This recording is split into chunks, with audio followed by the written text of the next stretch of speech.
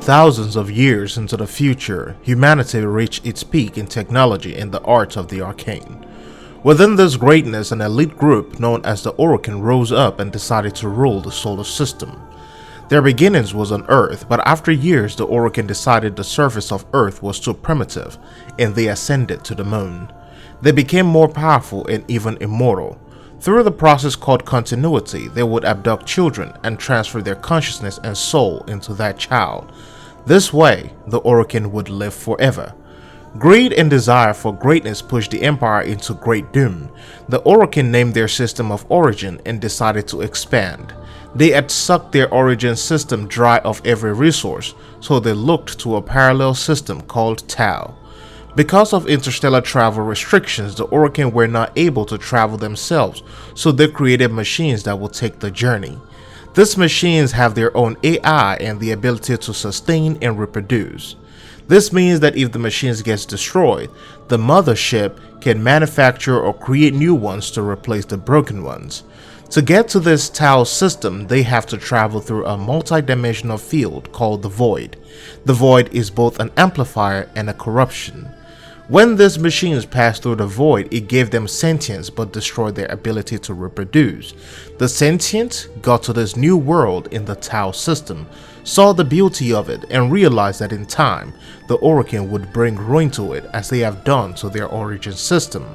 Because of this, the sentience waged war of absolutes against the Orokin. This was canonized as the Old War. Within this war, the Orokin lost so many soldiers and decided to look to the stars once more. The Orokin had been experimenting in the Derelict, which is a farther region to the right of the system. The research was on creating a virus with immense properties when it binds to a host. This virus is called the Hellmouth. It was pure darkness and has the ability to create growth on the body of the host.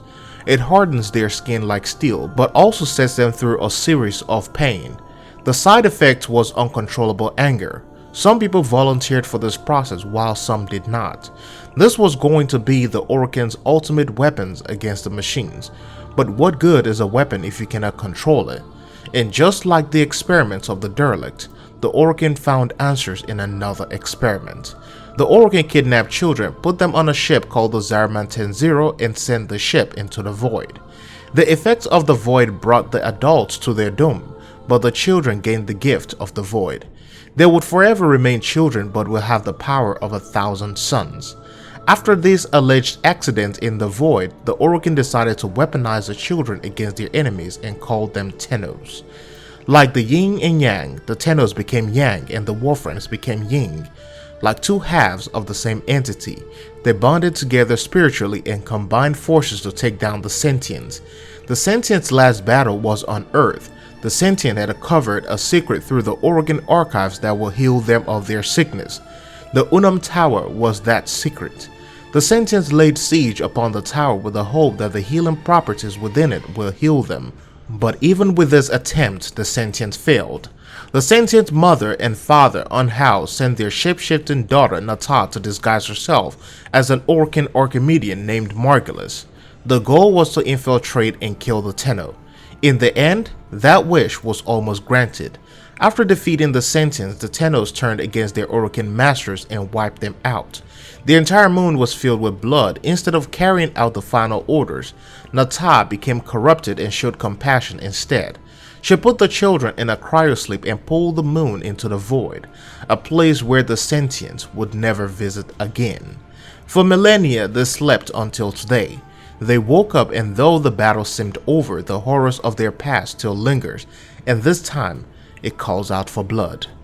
I hope this gives you a quick and brief knowledge of the history of Warframe. This of course is a surface lore, and I hope you guys enjoy it. Thanks for watching. I'll see you in the next one.